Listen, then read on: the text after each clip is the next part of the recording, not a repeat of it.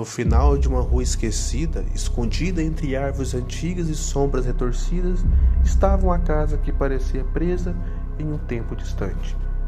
As paredes descascadas e o telhado parcialmente destruído contavam histórias silenciosas de um abandono e mistério. O mais verdadeiro enigma residia em uma janela do segundo andar. Ali, uma boneca de porcelana permanecia imóvel, com olhos que pareciam observar todos que ousassem passar. As lendas sobre a casa eram antigas e misturadas à cultura. Diziam que a boneca pertencia a Clara, uma garota que desaparecerá há muitos anos sob circunstâncias inexplicáveis. Era um aviso, diziam os mais velhos. Ninguém deveria entrar naquela casa, pois aquele que cruzasse seu limiar poderia nunca mais voltar. Ana, uma estudante fascinada por mistérios e cética com relação às superstições, estava determinada a desmascarar a história. Munida de coragem e curiosidade, ela decidiu explorar o lugar. Na noite de sua expedição, o céu estava pesado com nuvens escuras e uma tempestade ameaçava começar.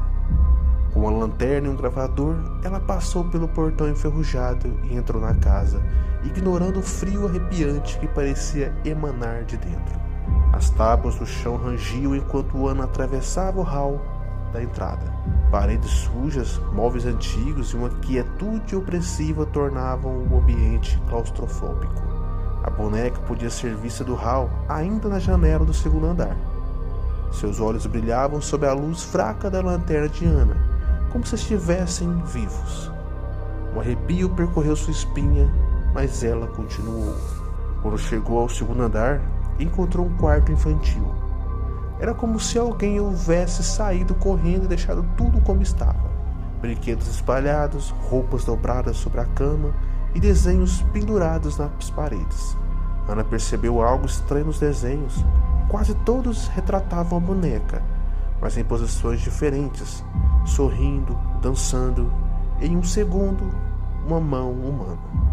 No centro do quarto havia um círculo feito de bonecas, todas posicionadas com os olhos voltados para a entrada. Ana sentiu sua lanterna piscar e ficou imóvel. Quando a luz voltou, viu que uma das bonecas havia mudado de lugar. Ela rapidamente pegou seu gravador e começou a registrar. As bonecas se movem. Algo está errado aqui. Um som baixo e quase imperceptível começou a ecoar pela casa.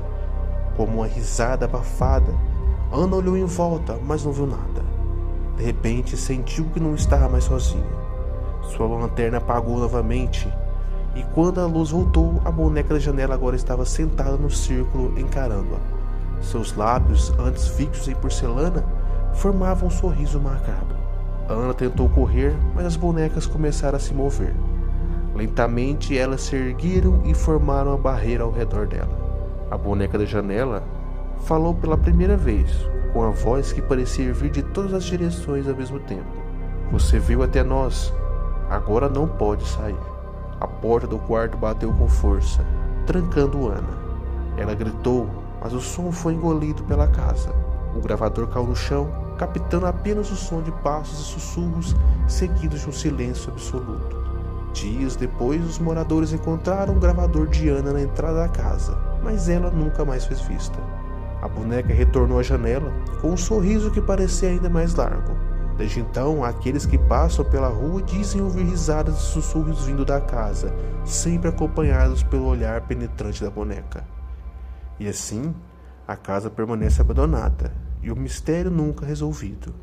Dizem que aquele olhar diretamente nos olhos da boneca será convocado para brincar com ela para sempre.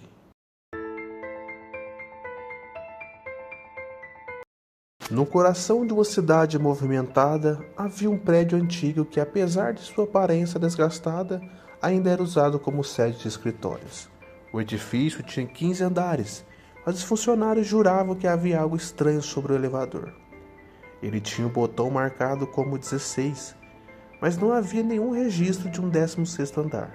Quando questionados, os administradores do prédio apenas diziam que era um erro de fabricação.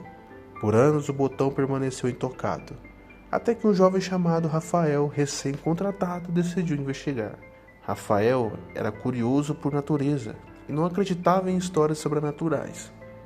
Ele ouviu os rumores dos colegas sobre o botão misterioso e as estranhas ocorrências no prédio.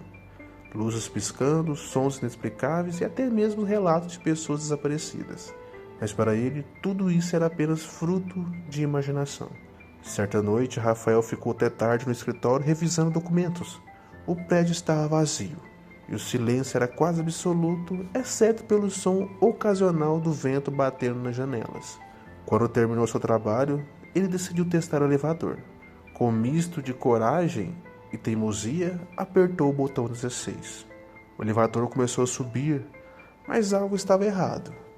As luzes internas piscaram e o som do motor parecia mais alto do que o normal. Rafael sentiu um frio inexplicável, como se o ar estivesse sendo drenado. Quando as portas se abriram, ele esperava encontrar apenas um erro técnico ou uma sala de manutenção. Mas o que viu foi completamente diferente. O andar 16 era um corredor longo e estreito, iluminado por uma luz fraca e amarelada. As paredes estavam cobertas de marcas de mãos, como se alguém estivesse tentando escapar. Rafael hesitou, mas sua curiosidade o empurrou para a frente. Ele caminhou pelo corredor, sentindo o chão rangendo sob seus pés. No final, havia uma porta de madeira antiga, com uma placa que dizia: "Proibido entrar".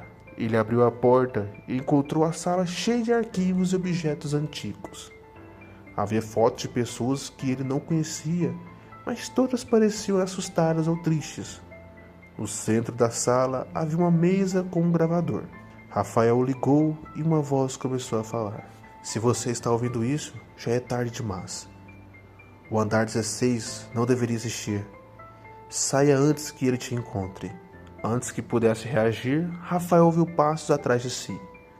Ele se virou e viu a figura alta e encapuzada com olhos brilhando na escuridão. A figura avançou lentamente e Rafael correu de volta para o elevador. Ele apertou freneticamente o botão para descer, mas o elevador não parecia responder. A figura estava cada vez mais perto e Rafael sentiu o desespero de tomar conta. Finalmente as portas se fecharam e o elevador começou a descer. Quando chegou ao térreo, Rafael saiu correndo do prédio, sem olhar para trás. Ele tentou contar sua experiência aos colegas, mas ninguém acreditou. No dia seguinte, o botão 16 havia desaparecido do painel do elevador, como se nunca tivesse existido. Rafael nunca mais voltou ao prédio, mas os rumores sobre o andar 16 continuaram. Alguns dizem que ele ainda aparece em noites específicas e que aqueles que apertam o botão nunca são vistos novamente.